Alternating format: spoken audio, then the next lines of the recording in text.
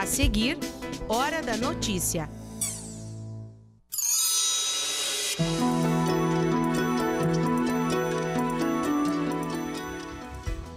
Agilizar a solução de processos trabalhistas por meio de acordos. Passo Fundo também está participando da 4ª Semana Nacional da Conciliação Trabalhista. Nosso convidado aqui no estúdio é o juiz do trabalho, Luciano Sembranel. Dia de votação na maior universidade do Norte Gaúcho. A nova reitoria vai ser eleita hoje. Atendimento oftalmológico à distância. O paciente em Passo Fundo é avaliado por um médico em Porto Alegre. A reforma da rede elétrica, que já começou nas escolas estaduais. A meta é atender 200 escolas. E para falar sobre este assunto, também é nosso convidado hoje, o coordenador da 7ª CRE, professor Elton Luiz Demarque. E ainda como o uso de jogos eletrônicos podem ajudar no aprendizado em sala de aula. Hoje é quarta, 23 de maio, é hora da notícia.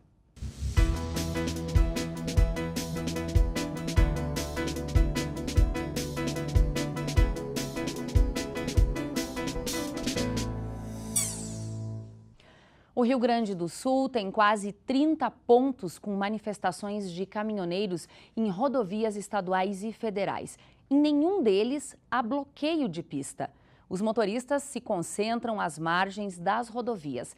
Aqui na região, existem 3 manifestações na BR-285, Mato Castelhano, Passo Fundo e Carazinho. Já na BR-386, em Tio Hugo e Soledade. E na BR-153, em Erechim. E pelo segundo dia consecutivo, a Petrobras anunciou redução nas refinarias de 0,62% no preço da gasolina e 1,15% no preço do diesel. O protesto, que acontece em todo o país, já atinge a indústria de carne. A cooperativa Aurora, por exemplo, vai parar 7 indústrias aqui nos 3 estados do Sul a partir de amanhã. E vai liberar 28 mil trabalhadores por falta de matéria-prima e insumos. Os Correios suspenderam o envio de Sedex e pode haver falta de combustíveis, tendo em vista o bloqueio na refinaria Alberto Pasqualini em Esteio. Outras cadeias produtivas devem ser afetadas se a greve dos caminhoneiros prosseguir. Passo Fundo conta com um atendimento oftalmológico à distância.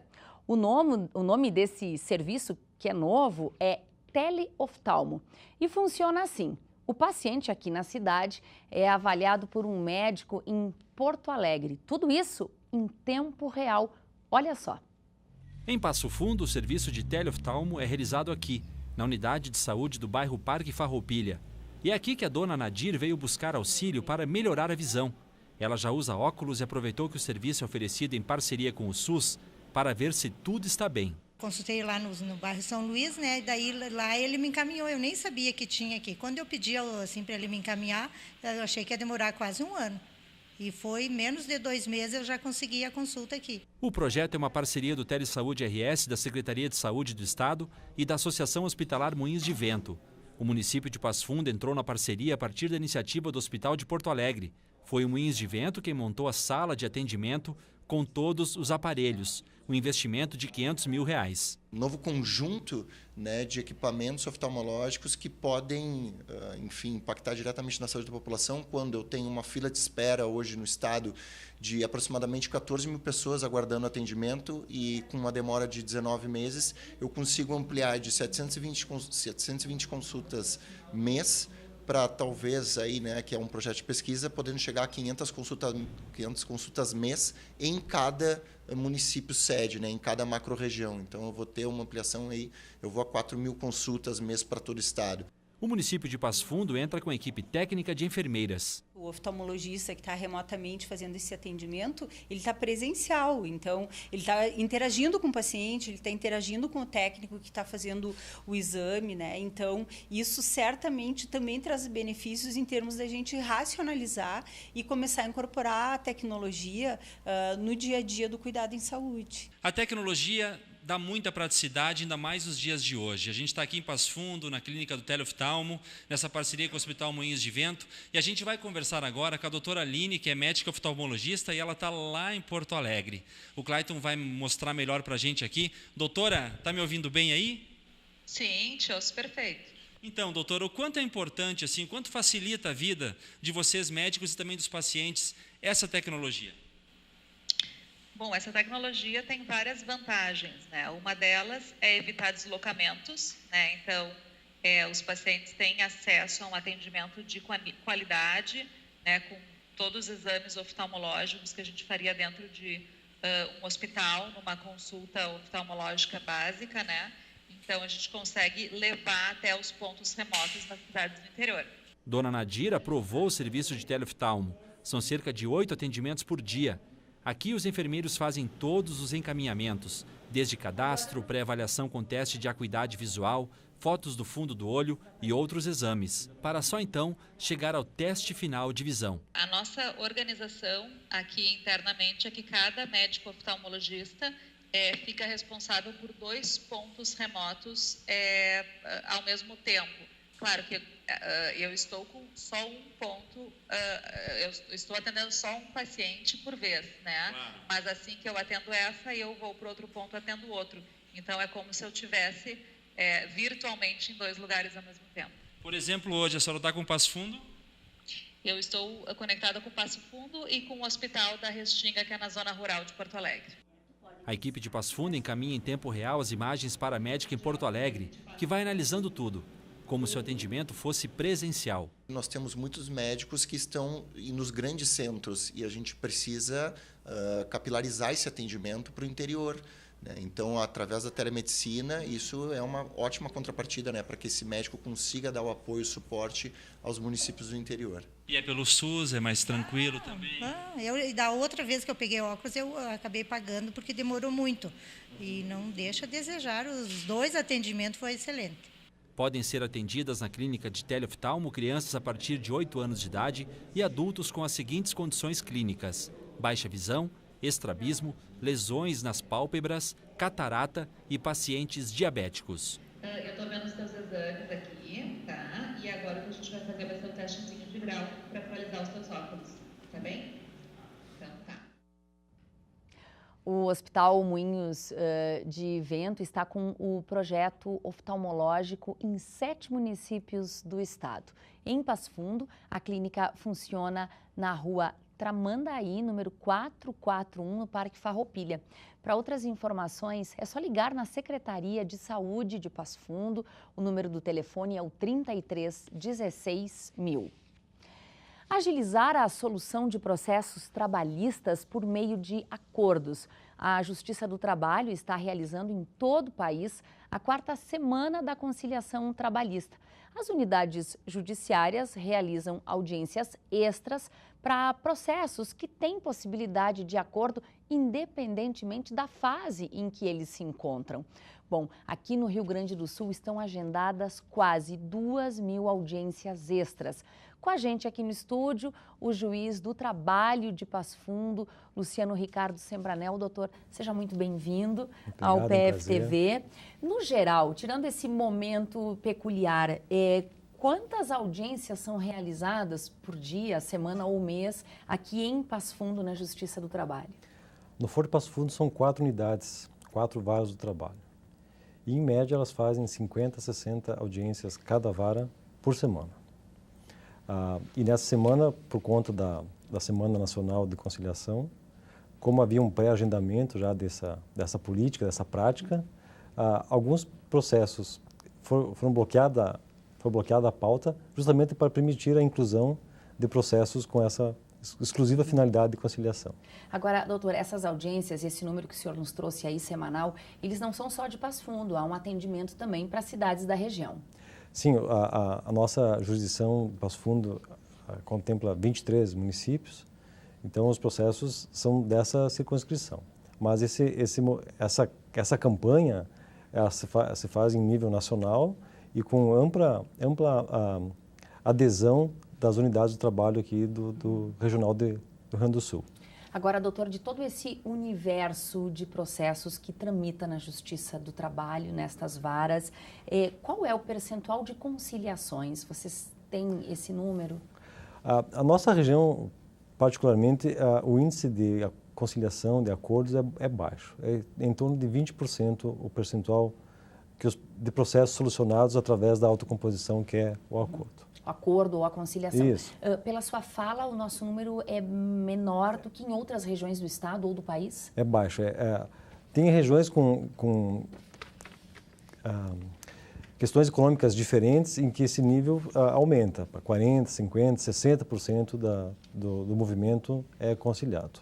Bom, doutor, quais os processos que estão tramitando na Justiça do Trabalho hoje e que podem participar desta Semana da Conciliação?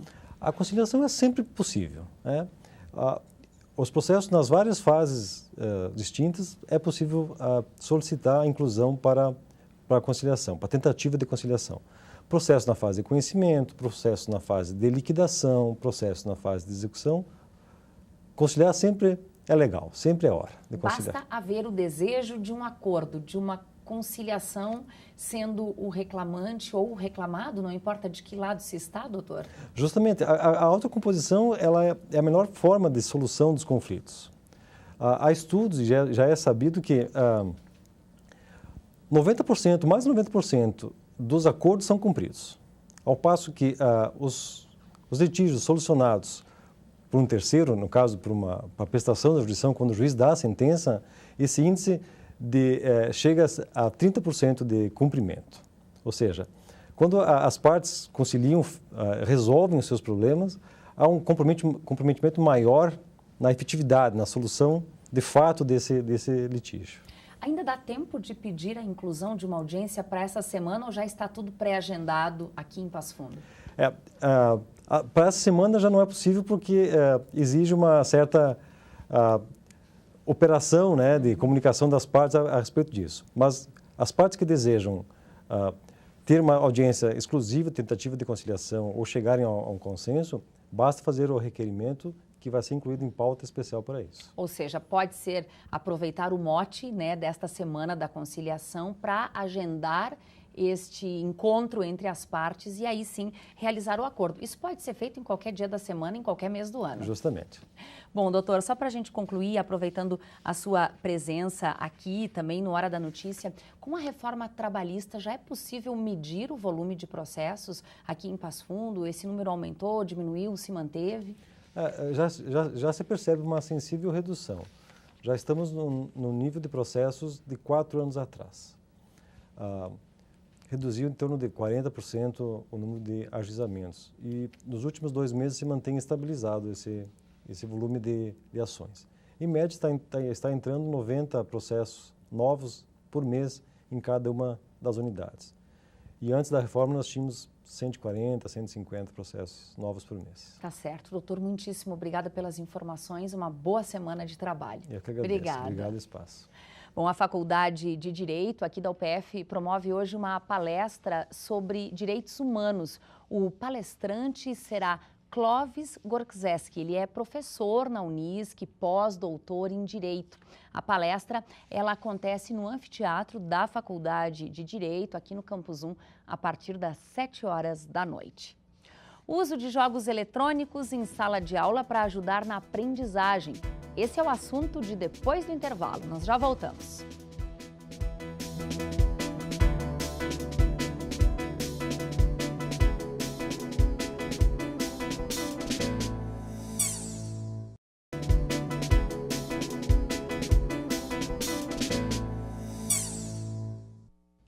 Hoje é dia de eleição da nova reitoria da UPF. As urnas foram abertas às 9 da manhã e a votação segue até às 9h30. Eram 10 horas da manhã quando a professora Bernadette Maria Dalmolin chegou para votar na Faculdade de Medicina da UPF. Ela é candidata pela Chapa 2 e concorre ao cargo de reitora. Às 10h30, quem votou foi o professor Agenor Dias de Meira Júnior. Ele esteve na Faculdade de Engenharia e Arquitetura da universidade, acompanhado de seus colegas de chapa. 2 chapas concorrem à reitoria da UPF. A chapa 1 tem Agenor Dias de Meira Júnior para o cargo de reitor, Rosani Sgari para a vice-reitoria de graduação, Jurema Chons para Pesquisa e Pós-Graduação, Edmilson Brandão para a Vice-Reitoria de Extensão e Assuntos Comunitários e Adriano Lourenci para a Vice-Reitoria Administrativa. Já a Chapa 2 tem a professora Bernadette Maria do Amorim para o cargo de reitora, Edson Casagranda para a Vice-Reitoria de Graduação, Antônio Tomé para Pesquisa e Pós-Graduação, Rogério da Silva para Extensão e Assuntos Comunitários e Cristiano Roberto Serve para a Vice-Reitoria Administrativa. Nós temos um software desenvolvido pela universidade que já está sendo utilizado desde 2010, se eu não me engano, né? Enfim, as eleições já vêm ocorrendo já há bastante tempo de forma eletrônica e nós tivemos agora nessa eleição uma novidade que foi a auditagem das chapas por pessoas então indicadas e independentes, né? Que fizeram todo o acompanhamento de todo o sistema eletrônico antes do dia de hoje e já autorizaram, né, todo o procedimento. A votação é totalmente informatizada, com a utilização de terminais de computadores. O voto é pessoal e ninguém é obrigado a votar. Cada eleitor precisa se identificar através do crachá de funcionário ou documento de identidade. Podem votar no dia de hoje professores em exercício da universidade, mesmo aqueles que estão em tratamento de saúde, professores da UPF em cursos dentro e fora do país, funcionários, estagiários, alunos matriculados nos cursos de graduação e pós-graduação e também os representantes da comunidade que integram os órgãos superiores da universidade. A UPF disponibiliza 36 mesas eleitorais, cada uma com 2 urnas para a votação. Elas estão nos campi 1 e 2 em Passo Fundo e na estrutura multicamp. A apuração dos votos será no centro de eventos após o término das eleições, às 9h30 da noite. E aí depois, então, o que acontece? Nós temos a impressão das atas finais das mesas, os presidentes encaminham para o centro de eventos, os campi também vão fazer isso ou por e-mail ou por WhatsApp, nós temos hoje essa facilidade, né? Chegando todas as atas no centro de eventos, começamos a apuração, que é muito rápida. Sim, então, a partir das 23 horas. Acreditamos que sim, esperamos, sim. Bom, e o resultado da eleição você confere hoje à noite aqui na programação da UPF TV e também pela nossa rede social Facebook. A previsão, como você viu aí na reportagem, é que o resultado possa sair por volta de 11 horas da noite. Cerca de 200 escolas estaduais aqui do Rio Grande do Sul devem receber reparos na rede elétrica. O trabalho vai ser possível graças a uma parceria entre o governo do estado e instituições de ensino superior, entre elas a UPF. Bom, a gente recebe agora aqui no estúdio o coordenador da 7ª Coordenadoria Regional de Educação, o professor Elton Luiz Demarque. Professor, seja bem-vindo aqui à UPF TV. E a gente começa me perguntando qual é a situação média da rede elétrica das escolas, seja em Passo Fundo, região. Algumas escolas são muito antigas, isso nos faz pensar que a rede elétrica possa estar de forma precária. Nós aqui em Passo Fundo, numa média assim das escolas, temos 37 escolas. Foi feito, então, a parte elétrica, todas são antigas, né? Porque nós estamos completando esse ano 80 anos da coordenadoria. E quando surgiu a coordenadoria foi depois que as escolas já estavam prontas. Então, isso significa que nossas escolas, em média, são de 100 anos para mais, né? Então, não foi programado para a atualidade. Então, está sendo feito uns trabalhos. E a gente, além de fazer esse trabalho, a gente está se programando porque daqui a 50 anos essa escola tem a infraestrutura para aguentar o suporte, né? As casas elétricas hoje estão dando problemas, que cai a chave, que dá problema porque elas não foram programadas para aguentar esse... É a mesma coisa que você fazer uma rua, né? Uma rua para caber 2 carros ali, que devia hoje aumentou. E assim é também o mesmo acontece com a rede nas elétrica. Escolas. Alguma situação mais grave, mais pontual em Passo Fundo que mais lhe preocupa, professor? Alguma escola grande, talvez, que possa estar com a situação mais complicada? Não, no momento, assim, meio um parâmetro, né? Nós temos 3 escolas, né, que são maiores alunos, né, em Passo Fundo, que são em torno de 1.300, 1.200 alunos, que é o Protásio, o Enave e o Fagundes. E já tem projetos, né, nessas áreas para que a gente faça a reforma dessas escolas. Aqui em Passo Fundo, então, já está sendo começado a fazer essas reformas.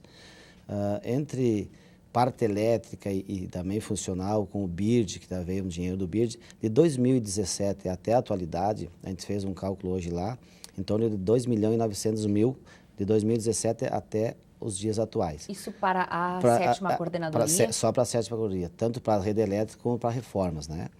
E também tem em obras e andamentos, quando eu digo obras, envolve tudo.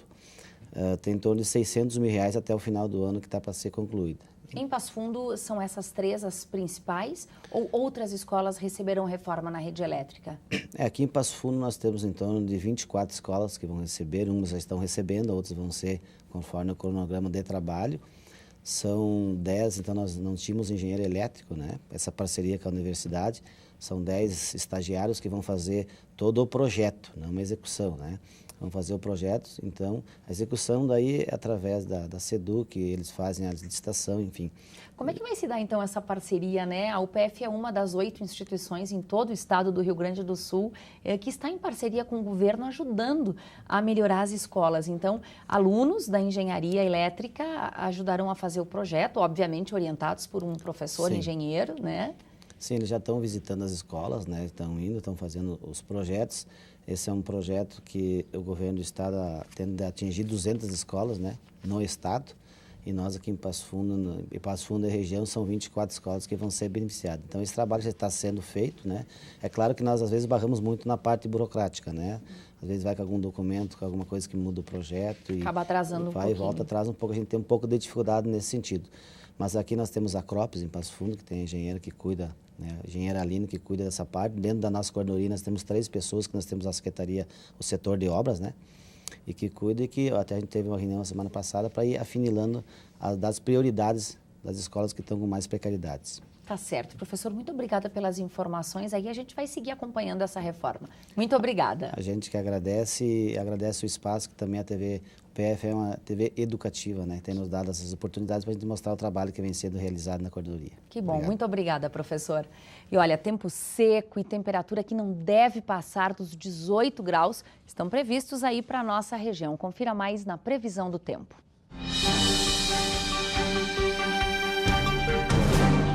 A previsão do tempo para esta quinta é de tempo ensolarado em Passo Fundo e região.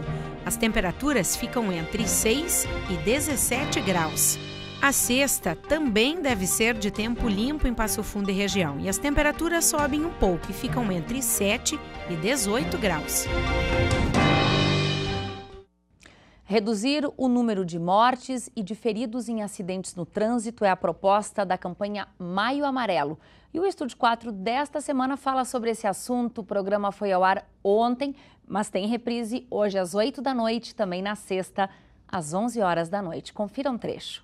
O Maio Amarelo este ano tem um tema especial, né? Este ano o tema é Nós Somos o Trânsito.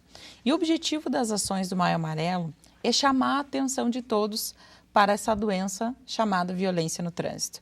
Muitas vezes nós temos menções a várias ações, né, de prevenção na área da saúde, como o Outubro Rosa, o Novembro Azul, que são ações de prevenção a essas doenças. E o trânsito nós deixamos de lado, sendo que, se comparado a muitas doenças, o trânsito mata muito mais. Nós acabamos trabalhando também nessa parte de educação. A polícia acaba sendo vista muito mais durante todo o ano na parte da fiscalização, né? Aquela parte mais punitiva daquele infrator. Então, o Maio Amarelo acaba sendo um momento importante para trabalhar na questão de educação.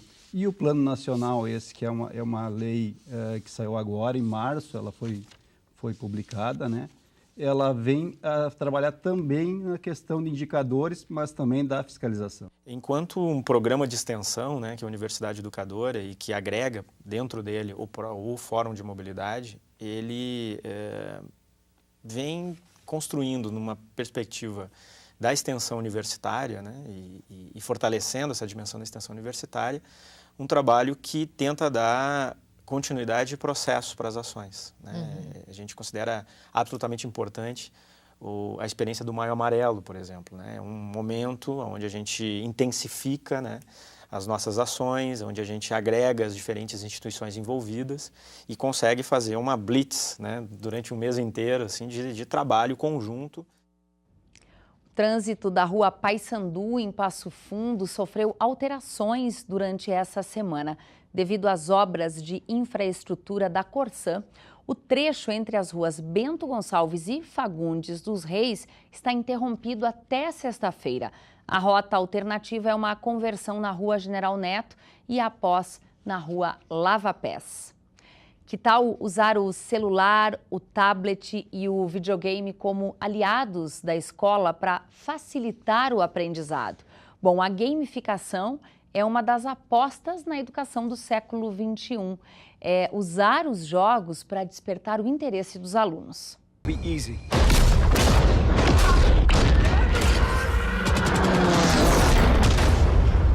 Está aí uma ferramenta capaz de prender a atenção da grande maioria dos jovens de hoje: a tecnologia. Um suporte que mantém a geração digital mais conectada. E levar os games para dentro da sala de aula para melhorar a aprendizagem pode ser uma boa alternativa. Porque tem estudos em várias universidades internacionais, por exemplo, tem uma universidade na Holanda sobre o jogo que nós estamos trabalhando, o Call of Duty, que é a questão do raciocínio rápido, lógico, até idosos poderem aprimorar, né, toda a questão do desenvolvimento, né, cerebral do Alzheimer. Então, numa forma de raciocínio rápido, lógico, tem jogos que abordam também a questão da organização, a linguagem, porque tu aprimora a leitura, né, porque tu tem hoje toda uma contextualização. Por exemplo, tem jogos que tem instruções em prosa e verso, se trabalha a literatura, a linguagem, o aprimoramento do inglês, porque a maioria dos jogos hoje são em inglês. Na educação, o potencial da gamificação é muito grande. Ela funciona para despertar interesse, aumentar a participação, desenvolver criatividade e autonomia e promover o diálogo. Escolhemos o game, o Call of Duty, que aborda a Segunda Guerra Mundial, né? Conteúdo de ensino fundamental e ensino médio e questões abordadas que dá para levantar, por exemplo, o dia D, que o game começa com a Batalha de Normandia. Na geografia aborda o porquê do dia 6 de junho, questão da maré, questão da meteorologia, questão do relevo. Então a gente poder relacionar isso com o conteúdo instiga o aluno a querer estudar mais e se tornar mais prazeroso. E tanta atenção se justifica porque hoje os games dão a sensação de uma experiência real, como se a pessoa estivesse vivendo a situação por meio do jogo. É como se fosse um filme com a possibilidade de interação dentro dele. O nosso triunfo será gravado nos corações e mentes de um mundo grato por incontáveis gerações. A gente aprende, só que de uma maneira mais divertida, mais descontraída, mais que a gente entende de uma maneira mais fácil e a gente grava melhor os ocorridos da guerra e a gente é como se a gente participasse um pouco, que não é uma experiência de o jogo já que é em primeira pessoa, a gente está vivendo junto com o jogo a história do jogo. Então é muito legal. Porque ao mesmo tempo que a gente aprende um conteúdo que é importante pra gente também se diverte, é um jeito novo para aprender. Porque é uma aula muito monótona, a gente acaba não prestando atenção e muitas vezes não se lembra do que viu. Mas assim a gente lembra, então, quando a gente jogou na aula aquele dia. Essa turma de mais de 100 alunos participou de uma atividade que fez parte da Semana de Formação Integrada, organizada para estudantes do ensino médio integrado UPF. Nós estamos agora na 4ª Semana de Formação Integrada do Semi-Integrado e todas as propostas elas estão direcionadas à formação do cidadão como um cidadão integrado, como um cidadão que não visa somente aprender e os professores trabalharem a questão da formação técnica, e sim essa formação humanística que envolve o cidadão como um todo.